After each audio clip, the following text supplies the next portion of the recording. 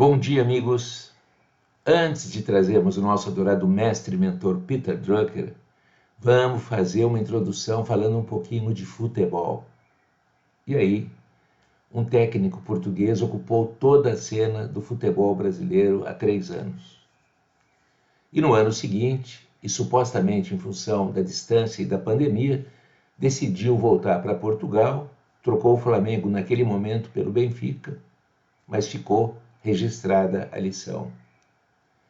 Mais que claro que quando Jorge Jesus chegou ao Flamengo, ele tinha suas crenças e convicções, de ordem conceitual, de modelo e genérica, mas teve o juízo de entender os jogadores que constituíam o plantel do Flamengo e teve o juízo de criar um esquema, formato, organização que, em primeiro lugar, levou em consideração as características do capital humano com que iria trabalhar, os jogadores, e consagrou-se.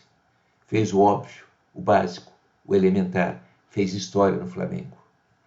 A diferença entre técnicos medíocres e prepotentes e técnicos brilhantes e sensíveis é que privilegiam o capital humano com o qual vão trabalhar e não a velha moldura que carregam em suas cabeças.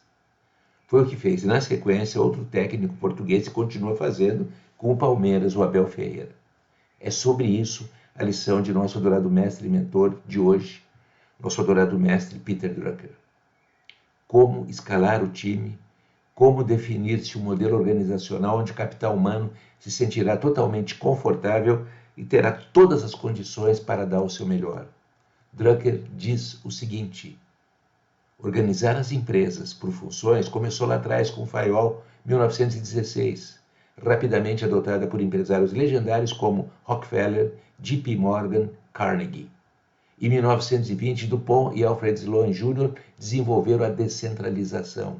E a partir dessa data, procurou-se a exaustão encontrar-se uma estrutura organizacional perfeita e universal, que servisse para tudo e para todas as circunstâncias. Em vão, não existe. Eu vou repetir o que o mestre disse, porque é muito importante. Organizar as empresas por funções começou lá atrás com o Fayol, 1916, rapidamente adotada por empresários legendários como Rockefeller, J.P. Morgan e Carnegie.